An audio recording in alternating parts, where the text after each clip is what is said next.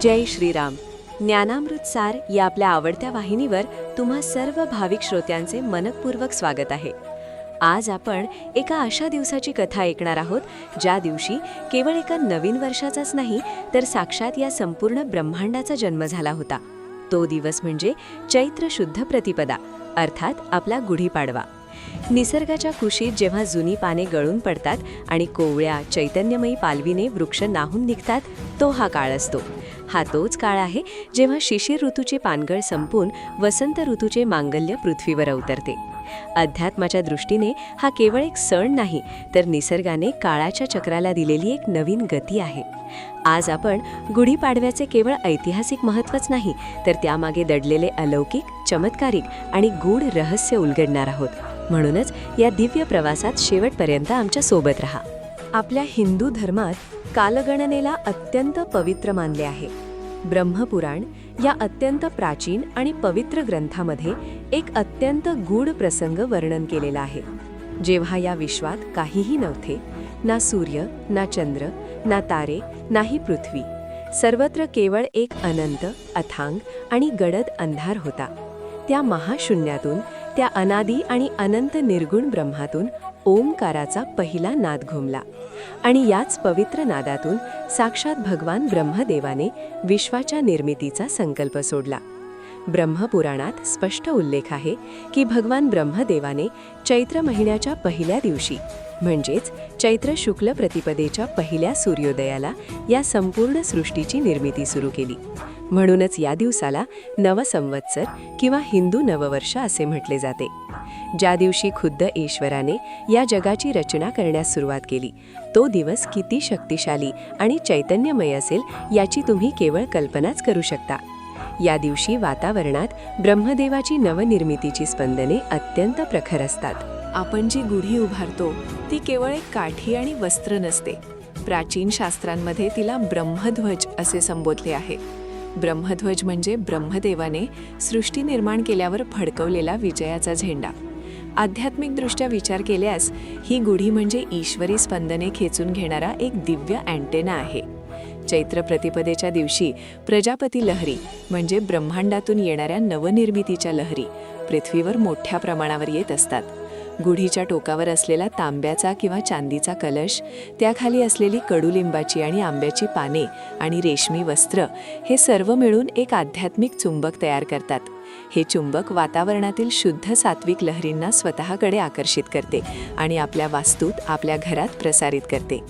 हे रहस्य आपल्या पूर्वजांना हजारो वर्षांपूर्वीच ज्ञात होते. अशा या सखोल आणि गूढ ज्ञानासाठीच आपण ज्ञानामृत सार वाहिनीशी जोडलेले आहात. जर तुम्ही अजूनही आपल्या वाहिनीला सबस्क्राईब केले नसेल तर नक्की करा, जेणेकरून आपल्या सनातन धर्माचे असेच अलौकिक रहस्य तुमच्यापर्यंत पोहोचत राहील. या पावन दिवसाचा संबंध केवळ सृष्टी निर्मितीशी नाही तर साक्षात मर्यादा पुरुषोत्तम प्रभू श्रीरामांच्या जीवनातील सर्वात मोठ्या विजयाशी आहे. रामायणातील तो प्रसंग आठवा. 14 वर्षांचा खडतर वनवास, माता सीतेचे अपहरण आणि त्यानंतर झालेला तो महाभयंकर प्रलयंकारी युद्ध. अहंकाराने मदांध झालेल्या दशानन रावणाचा वध करून प्रभू श्रीराम, माता सीता आणि लक्ष्मण जेव्हा पुष्पक विमानाने अयोध्येच्या दिशेने परतत होते, तो दिवस नेमका कोणता होता? तो दिवस होता चैत्र शुद्ध प्रतिपदा. 14 वर्षांच्या प्रदीर्घ विरहानंतर अयोध्येची प्रजा आपल्या लाडक्या राजाची आतुरतेने वाट पाहत होती. संपूर्ण अयोध्येत आनंदाचे आणि भक्तीचे उधाण आले होते. जेव्हा पुष्पक विमान अयोध्येच्या आकाशात दिसले तेव्हा लोकांच्या डोळ्यातून आनंदाश्रू वाहू लागले. प्रभू श्रीराम अयोध्येत परतल्याच्या त्या सुवर्ण क्षणी संपूर्ण नगरीला एका नववधूप्रमाणे सजवले गेले होते. प्रभूंच्या स्वागतासाठी अयोध्येतील प्रत्येक नागरिकाने आपल्या घरावर आनंदाचे आणि विजयाचे प्रतीक म्हणून उंच ध्वज उभारले.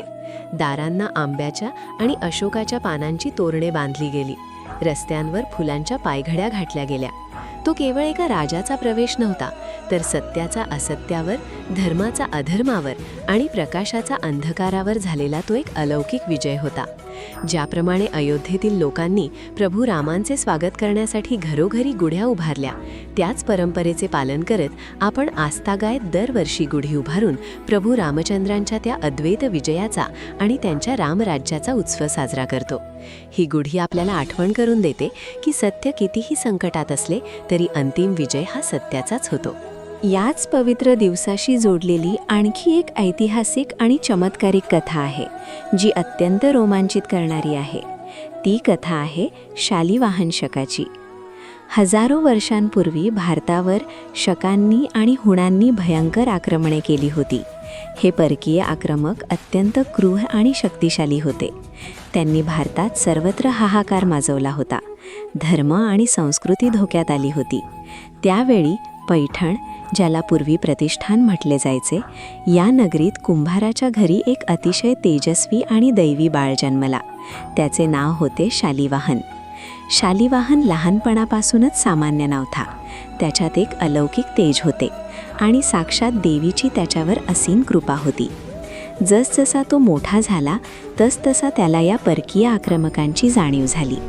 परंतु एका सामान्य कुंभाराच्या मुलाकडे या विशाल परकीय फौजेला हरवण्यासाठी ना सेना होती ना शस्त्रे. आणि तिथेच एक अतर्क्य आणि दैवी चमत्कार घडला. शालिवाहनाने मातीचे लाखो सैन्य तयार करण्याचा संकल्प केला. त्याने आणि त्याच्या साथीदारांनी मातीपासून घोडे, हत्ती आणि हजारो सैनिकांच्या मूर्ती घडवल्या. संपूर्ण मैदान या मातीच्या सैन्याने भरून गेले होते. शकांचे आक्रमण जवळ आले होते. तेव्हा शालिवाहनाने आपल्या इष्टदेवतेचे, साक्षात शक्तीचे आवाहन केले. त्याने एक दिव्य मंत्र उच्चारला आणि हातात अभिमंत्रित जल घेऊन त्या मातीच्या सैन्यावर शिंपडले. आणि काय आश्चर्य! क्षणातच त्या निर्जीव मातीच्या सैनिकांमध्ये प्राण संचारले. मातीचे घोडे खळाळून खिणकाळू लागले. मातीचे हत्ती सोंड उंचावून चित्कारू लागले आणि मातीच्या सैनिकांच्या हातात धारधार तलवारी चमकू लागल्या. तो निव्वळ एक चमत्कार होता. ईश्वरी शक्तीने एका कुंभाराच्या मुलाच्या निखळ भक्तीला दिलेला तो अलौकिक आशीर्वाद होता. या दैवी प्राणवान सैन्याला सोबत घेऊन शालिवाहन राजाने शकांवर आणि हुणांवर असा काही प्रहार केला की त्या बलाढ्य आक्रमकांचा पार धुवा उडाला. परकीयांना कायमचे पळवून लावून शालिवाहन राजाने आपल्या धर्माचे आणि भूमीचे रक्षण केले. ज्या दिवशी शालिवाहन राजाने हा महाविजय मिळवून पैठणमध्ये प्रवेश केला, तो दिवस होता चैत्र शुद्ध प्रतिपदेचा. या अभूतपूर्व विजयाच्या स्मरणार्थच आपण शालिवाहन शक या कालगणनेची सुरुवात केली, जी आजही आपण आपल्या पंचांगात वापरतो. हा मातीच्या सैनिकांचा चमत्कार आपल्याला शिकवतो की जर हृदयात खरी भक्ती आणि हेतू शुद्ध असेल तर परमात्मा निर्जीव मातीतूनही तुमचे रक्षण करण्यासाठी योद्धे निर्माण करू शकतो. ज्ञानामृत सारच्या या मंचावरून अशा अद्भुत कथा ऐकताना जर तुमच्याही अंगावर शहारे येत असतील तर या व्हिडिओला नक्की लाईक करा आणि कमेंटमध्ये जय श्रीराम लिहायला विसरू नका. आता आपण गुढी उभारण्याच्या प्रक्रियेतील अत्यंत गूढ आध्यात्मिक विज्ञान समजून घेऊया. गुढीसाठी वापरली जाणारी बांबूची काठी ही मानवी शरीरातील सुषुम्ना नाडीचे, पाठीच्या कण्याचे प्रतीक आहे. जेव्हा आपण साधना करतो तेव्हा आपली ऊर्जा याच नाडीतून वर जाते. या काठीला जे कोरे आणि स्वच्छ रेशमी वस्त्र गुंडाळले जाते ते आत्म्याच्या शुद्धतेचे आणि प्रकाशाचे प्रतीक आहे. गुढीवर आपण आंब्याची पाने आणि कडुलिंबाची पाने बांधतो. आंब्याची पाने ही अमरत्वाचे आणि मांगल्य दर्शवतात, तर कडुलिंबाची पाने ही जीवनातील कटू प्रसंगांना धैर्याने सामोरे जाण्याची शक्ती दर्शवतात. त्याच्यावर जो साखरेचा हार किंवा गाठी घातली जाते ती जीवनातील गोडव्याचे आणि प्रेमाचे प्रतीक आहे. आणि सर्वात वर ठेवला जाणारा तांब्याचा किंवा चांदीचा कलश हा आपल्या मस्तकातील सहस्रार चक्राचे प्रतीक आहे. कलश उलटा ठेवण्यामागे हेच कारण आहे की तो ब्रह्मांडातून येणाऱ्या ईश्वरी ऊर्जेला थेट आपल्या घरात प्रवाहित करतो. गुढीपाडव्याच्या दिवशी कडुलिंबाची पाने, गूळ, जिरे, ओवा आणि चिंच एकत्र वाटून त्याचा प्रसाद सर्वांना दिला जातो. आयुर्वेद आणि अध्यात्म यांचा हा एक अद्भुत संगम आहे. वसंत ऋतूच्या आगमनामुळे शरीरातील कफ आणि पित्त दोषांमध्ये बदल होत असतो. कडुलिंब हे रक्ताची शुद्धी करणारे आणि रोगप्रतिकारक शक्ती वाढवणारे एक दिव्य औषध आहे, पण त्याहीपेक्षा त्याचे आध्यात्मिक महत्त्व मोठे आहे. गुढीपाडव्याचा हाच दिवस आणखी एका महान पर्वाची सुरुवात असतो, तो म्हणजे चैत्र नवरात्री. चैत्र शुक्ल प्रतिपदेपासून ते रामनवमीपर्यंतचे हे 9 दिवस जगदंबेच्या आदिशक्तीच्या उपासनेचे अत्यंत पवित्र दिवस मानले जातात. सृष्टीचा रचयिता ब्रह्मदेव असला तरी त्यालाही निर्मिती करण्याची शक्ती देणारी साक्षात आदिमाया भगवतीच आहे. म्हणूनच या दिवशी एका बाजूला पुरुष तत्वाची म्हणजेच ब्रह्मध्वजाची गुरुही पूजा केली जाते, तर दुसरीकडे प्रकृती तत्वाची म्हणजेच देवीच्या घटस्थापनेची सुरुवात होते. हे शिव आणि शक्तीचे मिलन आहे.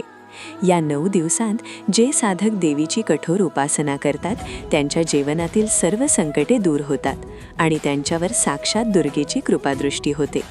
नववर्षाचा हा पहिला दिवस आपल्याला आत्मशुद्धीचा आणि शक्ती संचयनाचा मार्ग दाखवतो. आपण घराबाहेर गुढी उभारतो, ती जगाला दिसते, पण खरे आध्यात्मिक रहस्य तर आपल्या अंतःकरणात लपलेले आहे.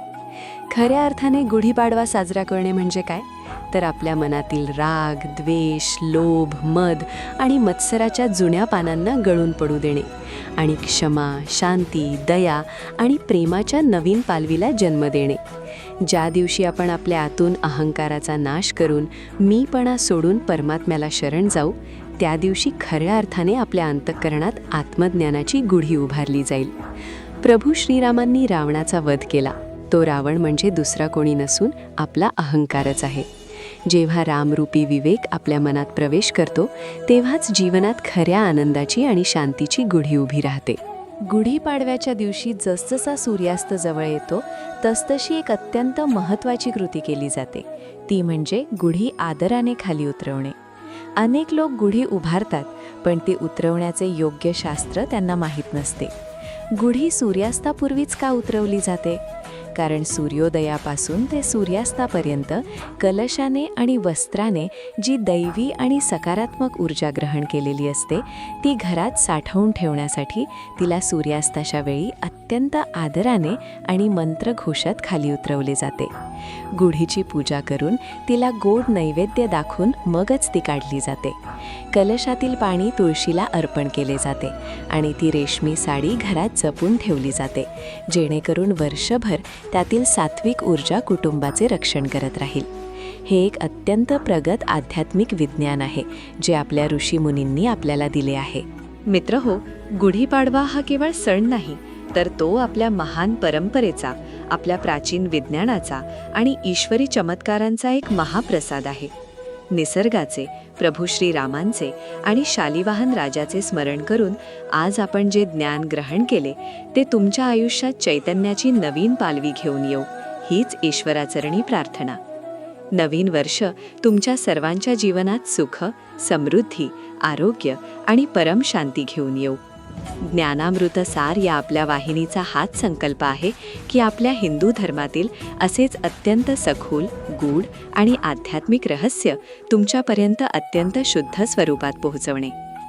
जर तुम्हाला आजची ही माहिती हृदयाला भिडली असेल, तर हा व्हिडिओ तुमच्या मित्र आणि परिवारासोबत जास्तीत जास्त शेअर करा. वाहिनीला सबस्क्राईब करून बेल आयकॉन नक्की दाबा. पुन्हा भेटूया अशाच एका अलौकिक आणि दिव्य विषयावर प्रकाश टाकण्यासाठी. तोपर्यंत रामकृष्ण हरी. जय श्रीराम.